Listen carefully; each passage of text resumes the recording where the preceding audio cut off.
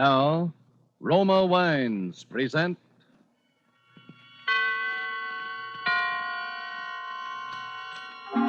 Suspense.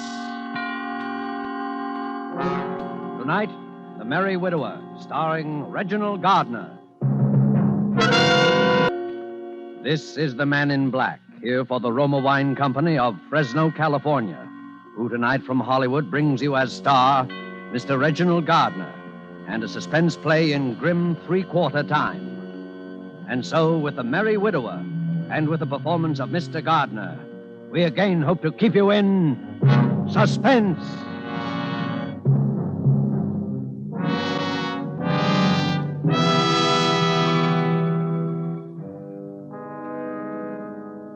While we're swaying to the playing of the dance, Oh, George! eyes will George! listen as George Muncey, we... if you don't listen to me... My good woman, pray, what is the meaning of this intrusion? What? Oh, hello, Ethel. I say, who do you think you're calling my good woman? Well, for a moment, I didn't know who it was, that's all. You didn't know who it was? Well, who did you think it was? The servant? Please, Ethel. Not that it wouldn't be nice if we did have a servant. We shall, my dear. We shall. Of course, that's what you say. That's what you always say about everything. Sometimes I wonder why I ever married you, George Muncey. It hasn't changed my life much. When I met you, I was waiting on people all day long in Hoffman's restaurant, and now all day long I wait on you. You don't think by any chance, do you, that I'm unworthy to be waited on? That would be amusing. Oh, George, it isn't that. I'm no snob, and you know it. And I'm not afraid of a little hard work, either. But you're always making such great plans and such big promises. Yes, well, I have big plans. Someday you'll realize, my dear, that you've married a rather remarkable man. Well, remarkable man. If you don't hurry up and get down to work, you'll be fired. I'm not going to work this morning. You're what? I said I'm not going to work this morning. George Muncey, are you crazy? What? What did you say? What's come over you lately, anyway? Ah, then you've noticed something. I should say I have. Wearing wing collars in the daytime all of a sudden and buying yourself a fancy hat and a cane. Really, Ethel, it's quite appropriate that I should wear a Homburg hat and carry a walking stick. After all, Appropriate, is it? Well, I haven't had a new hat since I can remember, and you know how we have to scrape along here, and now you're not going to work. Well, where are you going? I'm going up to London. London. Yes, there are certain very important affairs that I must take care of in London, my dear. Just what are these very important affairs, Your Royal Highness? Why did you call me that? Because you act so high and mighty sometimes. Oh, George, why can't you be a little more practical? My dear, has it ever occurred to you that I might be different from other men? Oh, George, you are. I know you are. In most ways, you're the most wonderful husband a girl could ever have. But really... Yes, perhaps it's time. Yeah, I think it is. Time that I took you into my confidence. Well, perhaps it's time I took you into mine. There's just 10 shillings sixpence in the house to buy groceries for the rest of the month. Please, Ethel, don't be sordid. Sordid? Well, if you think 3 meals a day is so sordid all of a sudden... Shut up! George. You're not fit to share my confidence. You're not fit to share my confidence or my station. George! George! George! George!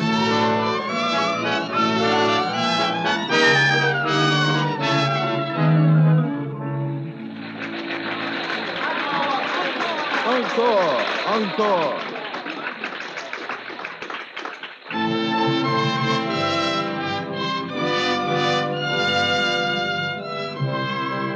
I go off to Maxime's, where fun and frolic beams. With all the girls I chatter, I laugh and kiss and flatter. Oh, no, no, no, I've seen it now for the 12th time within as many weeks.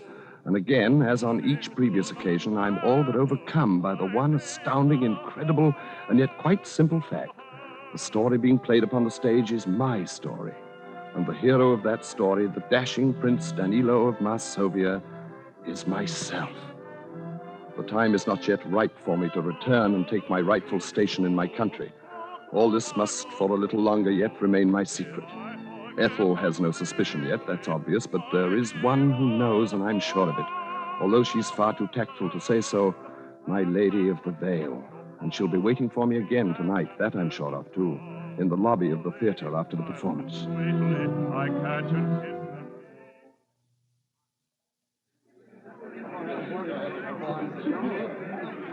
Ah, fair lady. It's you again. My, this is a coincidence. No. I'd set my heart on meeting you again. May I walk a little way with you, fair lady? If you like. Shall we go through the park? If you like. So we meet again. You must be almost as fond of the play as I am. Fond of it? Well, that's hardly the word for it now, is it? But I suppose you have some special reason. Ah, then you do suspect me. Oh, now, one doesn't have to be a mind reader for that. Every young man in town is halfway in love with the merry widow as it is. Not every young man, fair lady. Remember, the prince himself does not return her love until the very last. Well, that's so. That's as it must be, fair lady. If you don't stop calling me fair lady, I shall have to start calling you Prince Charming. Shall we sit here? You know something. What? You've never told me your name. Haven't I? No. What is your name? My name? Why, as a matter of fact, it's Prince. Prince? And what's your first name? My first name? Yes. Daniel. Daniel Prince. Well, that's rather like the name in the play. Daniel Prince, Prince Danilo. It is rather like, isn't it? Yes, it is. Well, don't you want to know my name? Oh, I know it. It's Sonia. No, it's Hilda. Hilda Callemere. Oh, Well, I must say you're not very curious. Don't you want to know anything more about me? Whether I'm married or... why, you're a widow. Why, so I am. However did you know? Lift your veil, fair lady, and let me see your face. Well, since my bereavement, I may seem a little older than you. Even a few years older. It's not one's age that matters, but who one is. Oh, that is so true. Daniel, are you married? Married? No. Well, I don't see why you act so skittish about it. But I suppose you're like all the rest. You've a guilty conscience. No, I have not. Some liaison with a pretty barmaid, like the prince in the play. That's it, isn't it, Mr. Prince? Yes, there is a little liaison, yes. And now you're tired of her, and you're wondering how to break it off. Is that it? Yes. My poor Prince Charming. Miss Callemere, if you could help me, No, Daniel. That's something you must do for yourself. But I can tell you this. It's best to be strong about it. Break it straight off, open and above board, like a true gentleman. Isn't it now? Yes. Yes, of course. And things like that are always so unsatisfactory for a young man of your station in life, aren't they? My station. Yes. Well, what's that? Why, 12 o'clock, I expect. I'll have to hurry. Daniel! Wait! Where are you going? Home.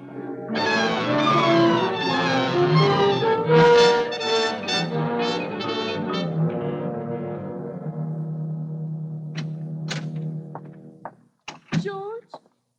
Is that you, George? Yes, my dear. Oh, I must have fallen asleep waiting for you. What time is it? A little after 1, I think. After 1? Where in the world have you been all this time? I told you this morning that I had certain very important matters to attend to in London. And what are these important matters, may I ask, that keep you out until 1 o'clock in the morning? Ethel, tell me, do you believe in morganatic marriages? In what? Morganatic marriages. Whatever's that? When a person of royal blood marries someone beneath his station. Well, I never thought about it. I don't see what's wrong with it if they're both in love. Why in the world do you ask me a question like that? I just wanted to know what you thought. You are an odd one. I still don't Please, see... Ethel, I'm very tired. I think we should get to bed. All right. I don't want to quarrel with you tonight of all nights. George, Yes? I did an awfully foolish thing today. What? I spent all our money, or most of it. Here, look what I got. What's that? A little box. It's for cigarettes or hairpins or whatever you like. But when you open it, it plays that tune you like so much. See?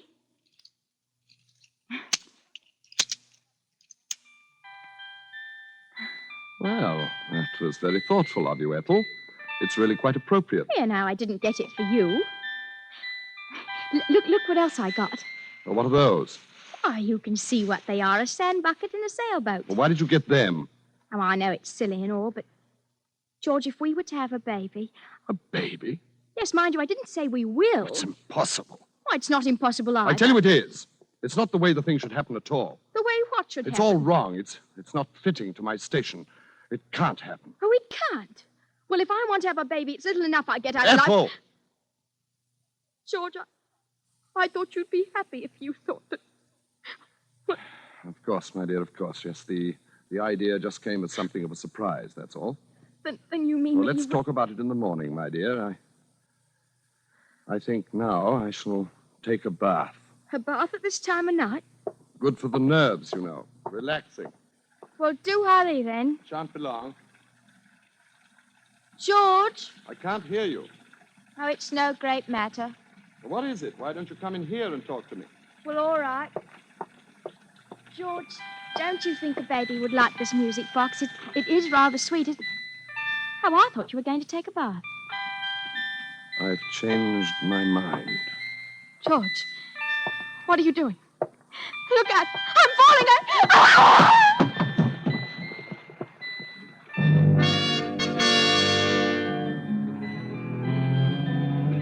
The thing kept playing as she lay there in the water. I looked at her very closely. It wasn't necessary now to do anything more. There was a deep bruise on her forehead, just above the temple. She was no longer breathing. I got my hat and my walking stick, and I left the house.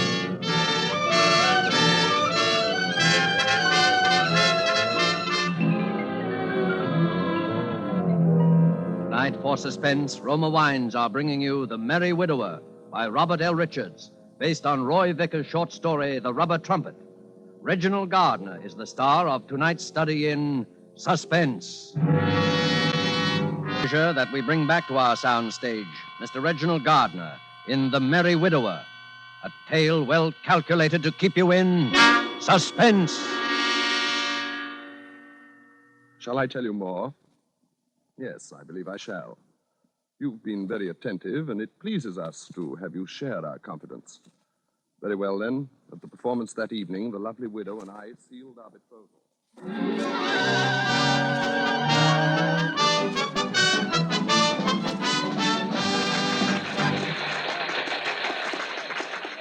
Miss Callemere.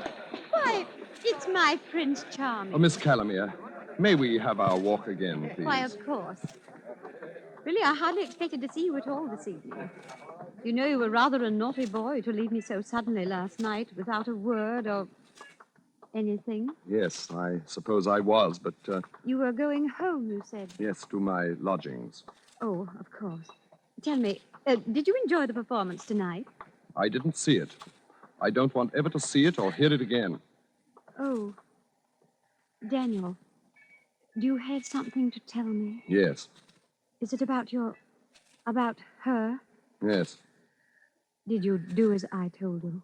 yes. It's finished. My poor dear boy. And that's why you don't want to hear the music anymore. Because it reminds you of things you'd rather forget. Yes. That was very good of you, Daniel. And very brave. I hope it wasn't necessary to hurt her too much. No, it didn't hurt her very much. And what are your plans I've now? come to you, Miss Callemere. I've come to you. Daniel, you mean... You're the only person in the world who understands me, Miss Callemere. Oh, my Prince Charming. It's like a dream, like the play that brought us together. We are the play now. Until death do us part. Yes, until death do us part.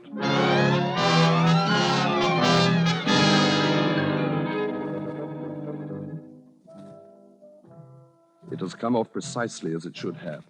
I've married the lovely widow, and we shall live happily ever after. She has a fine home and her own income, and it's very fine, and she's very good to me, and very tactful, too. She never refers to my true identity or to the imposter who continues nightly to play out my life upon the stage. At her suggestion, I've taken a position in a London chemist shop for my self-respect, she says, but of course she means the better to disguise my true name and station until the time comes. Now, each morning she walks down with me as I go to work. Now, Daniel, be sure and stop at the Hatter's on your way home and pick up your new Hamburg. I've ordered it especially for you. Yes, my dear. I'm sure it'll be very becoming. And, now, let me see. Oh, yes, this is the day you're paid, isn't it? Yes, so it is. You know, I've been thinking you should have your own bank account. What would you say to that? Whatever you think best, my dear. Very well. But bring the money home as usual, and I'll arrange it all for you tomorrow. Yes, my dear. Well, here we are. Mind you come right home after work, and don't be late. We're having something very special for dinner this evening. I shall, my dear. Goodbye. Goodbye, Daniel. Oh, so there you are. Good morning, Mr. Arrowsmith. You're late again, Prince. I'm sorry, Mr. Arrowsmith. Well, being sorry isn't enough. This is the second time this summer. See if it don't happen again. Yes, Mr. Arrowsmith. Now, get them fancy togs off and into your work coat with you and behind that counter. Yes, sir. Here's something new I want you to pay attention to today. It's a novelty I want you to try out, see? I'm putting it in your counter. Oh, very good, Mr. Arrowsmith. You have to demonstrate it, so look sharp here. Yes, sir. It's a cigarette box. When you opens it, it plays a tune like this.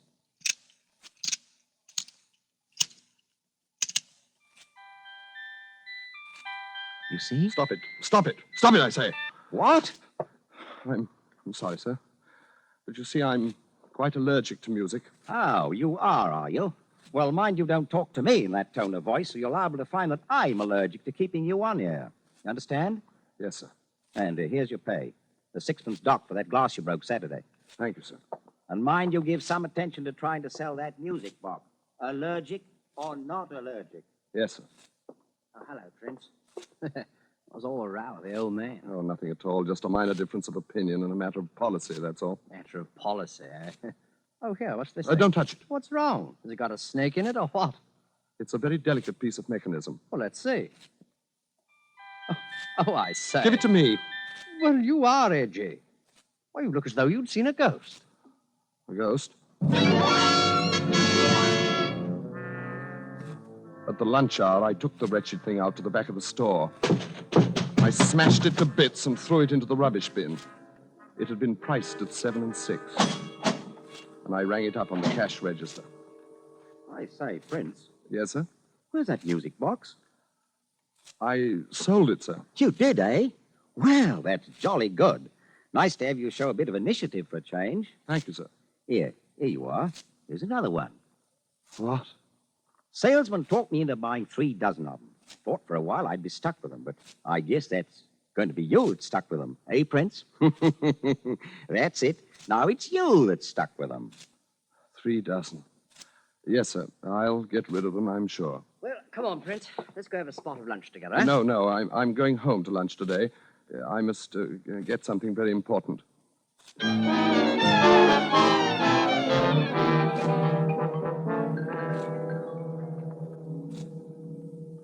Well, good night, Bertie. Hi, Prince. Good night, Mr. Arrowsmith. Good night. Oh, Prince, Yes, sir? how did you do with those musical cigarette boxes, hmm? They're all sold, sir. What? All 3 dozen? Yes, sir. You see, a gentleman came in and said he wanted them for an orphanage, sir.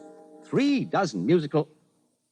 Well, that's a nice traveling bag you have there. Genuine alligator. Pretty expensive, eh? Yes, sir, it is. It's my wife's. 3 dozen musical cigarette boxes for an orphanage. Why, the fellow must have been insane. Oh, no, he was quite sane, sir. As sane as you or me. Well, good night, Prince. Good night, sir.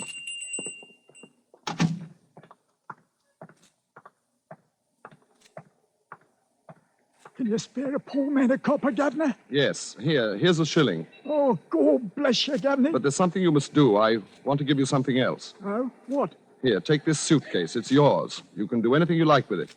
Yeah. What's the game, Governor? There's no game. I'm just tired of it, that's all. It's a good bag. You can probably pawn it for a nice price. What's in it? Do you want it or don't you? All right, I'll take it. But I hope you don't have your wife act up in it or something. Then take it and shut up.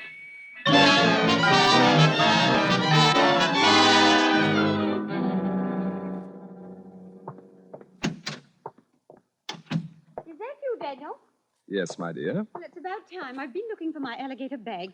Do you... Oh, yes, I was about to tell you, my dear. I borrowed it. Borrowed it? What for? Where is it? It was stolen. Stolen? Well, how? You see, I was riding on the underground, and some chap grabbed it and dashed out of the door with it before I could stop him. My beautiful bag. Oh, Daniel, how could you have been so careless? Well, it can't be helped now, my dear. I'll save up and buy you another one. Stolen. Well, at least we can phone the police. Police? Well, why not? That's what one usually does about stolen belongings, isn't it? It's not the slightest use, my dear. Well, there's no harm in it. Oh, I'll answer it, Daniel. Yes? Why, yes, my husband and I were just...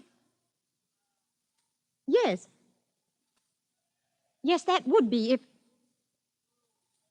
Oh. Well, that is odd. Well, yes, come right up. Yes, we'll both be here. That was the police, Daniel. They found my bag. No, they couldn't They have. saw a beggar carrying it. They thought it looked odd, such a nice bag, and they found my name on it inside. Oh. Daniel, it was full of music boxes. 36 of them. All right, then. They were down at the store. They got on my nerves. And Daniel, they all played the same piece of music. The tune from our play that you used to like so much. That's right. And you haven't ever wanted to hear again. Hilda. Since... Well, Daniel. I'm very tired, Hilda. I'm going to take a bath. Daniel, I want to talk to you. Very well. You may talk to me while I run my bath.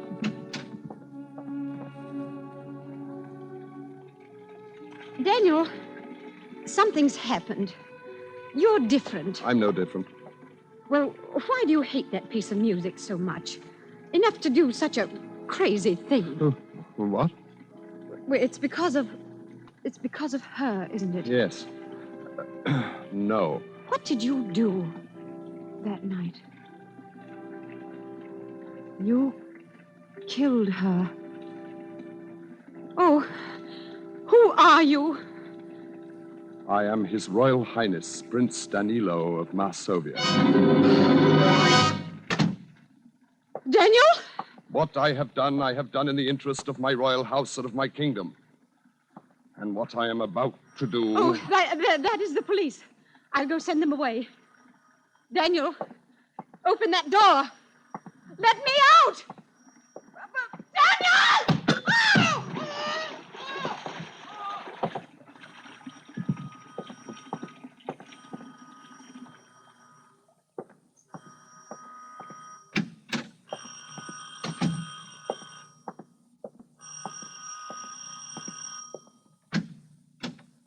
What do you want? I'm Inspector Davis, Scotland Yard. That's him. How George. Ethel. How George, why did you leave me? I'd fallen in the bathroom and cracked my head. And when I woke up, you were gone. You'd have fallen? We've been trying to find you for this lady for quite a while, Mr. Muncey. All we had to go on was your taste in music. George. And when this bag showed up with the music boxes in it... by the way, is this your other wife's bag? Oh, George, there was someone else. Ah, so you don't want to answer, eh? Well, you better call the other lady down here, Mr. Muncey. It looks as though you'd have to answer to a charge of bigamy, my lad. Bigamy. Bigamy. Bigamy!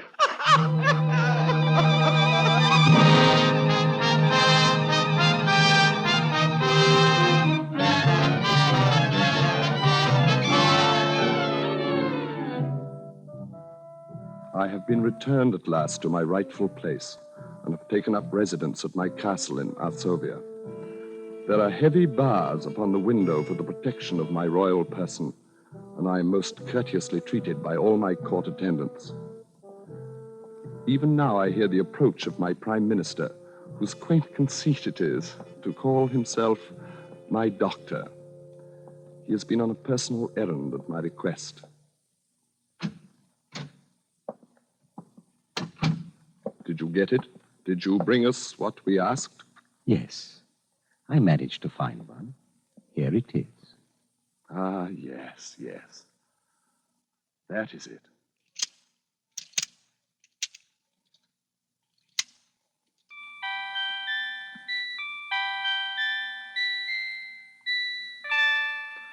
We thank you.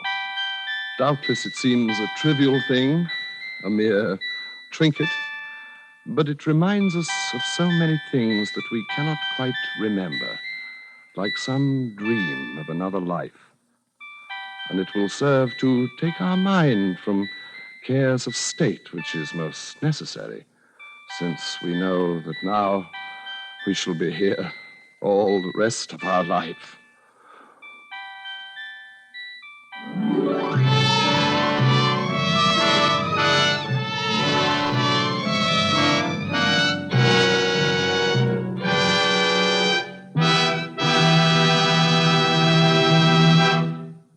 And so closes The Merry Widower, starring Mr. Reginald Gardner. Tonight's study in Suspense.